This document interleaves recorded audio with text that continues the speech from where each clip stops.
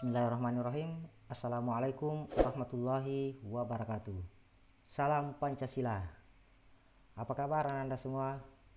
Ya, semoga masih tetap semangat untuk mengikuti materi pendidikan Pancasila dan kewarganegaraan secara online.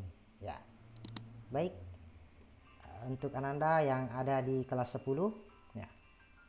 Kali ini kita akan melanjutkan materi kita di bab 7. Ya. Kali ini terkait dengan wawasan Nusantara dalam konteks Negara Kesatuan Republik Indonesia. Ya, baik Ananda, untuk video kali ini kita akan membahas tentang bagaimana pengertian wawasan Nusantara itu. Ya, banyak pengertian tentang wawasan Nusantara, tetapi ada satu pendapat pengertian wawasan Nusantara yang diusulkan menjadi ketetapan Majelis Permusyawaratan Rakyat dan dibuat di Lemhanas tahun 1999, yakni sebagai berikut.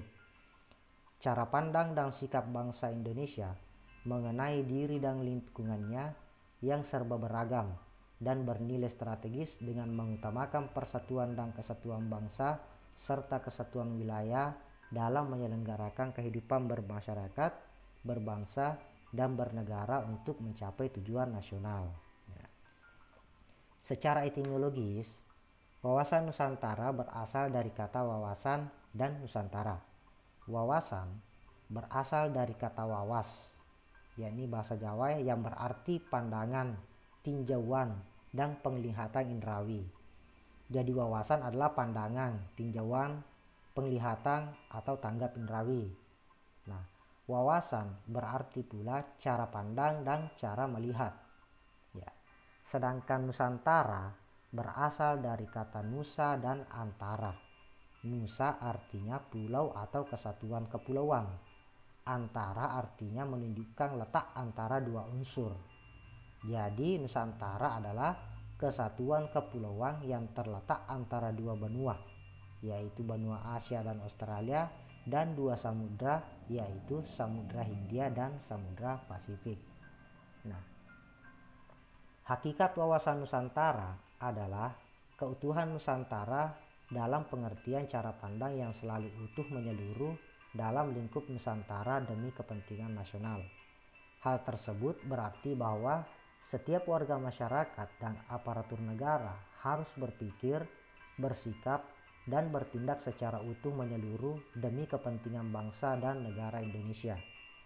Demikian juga produk yang dihasilkan oleh lembaga negara harus dalam lingkup dan demi kepentingan bangsa dan negara Indonesia tanpa menghilangkan kepentingan lainnya seperti kepentingan daerah, golongan, dan perorangan. Kita memandang bangsa Indonesia dengan Nusantara merupakan satu kesatuan. Jadi, hakikat wawasan Nusantara adalah keutuhan dan kesatuan wilayah nasional. Dengan kata lain, hakikat wawasan Nusantara adalah persatuan bangsa dan kesatuan wilayah.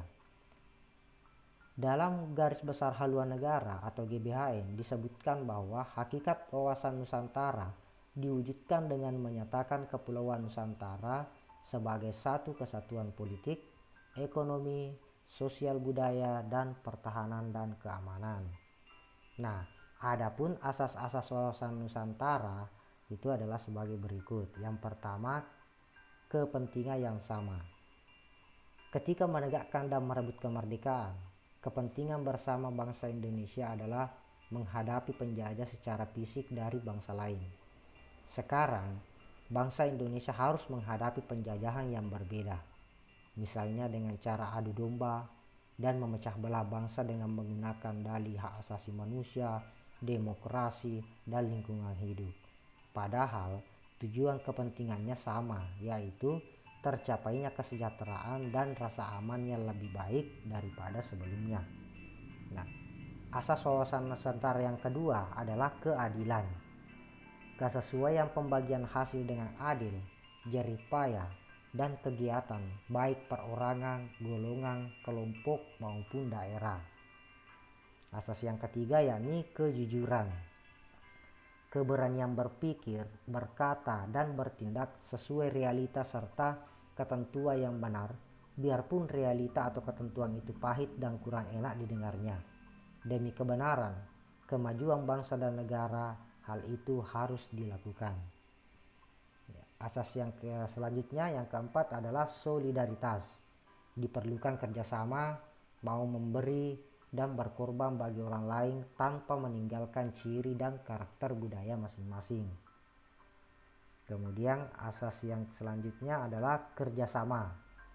Adanya koordinasi, saling pengertian yang didasarkan atas kesetaraan sehingga kerja kelompok, baik itu kelompok kecil maupun besar, dapat mencapai sinergi yang lebih baik.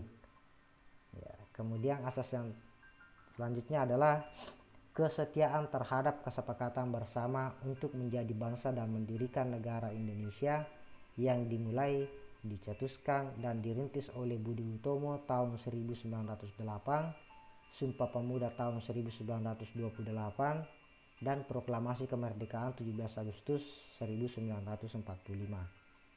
Kesetiaan terhadap kesepakatan ini sangat penting dan menjadi tonggak utama terciptanya persatuan dan kesatuan dalam kebinekaan. Jika kesetiaan ini goyah, dapat dipastikan persatuan dan kesatuan akan hancur berantakan. Baik ananda sekalian, demikian video pembelajaran kita kali ini. Semoga apa yang kita dapatkan hari ini dapat memberi manfaat untuk diri kita dan orang lain. Tetap semangat belajar dan jaga kesehatan. Wassalamualaikum warahmatullahi wabarakatuh. Salam Pancasila.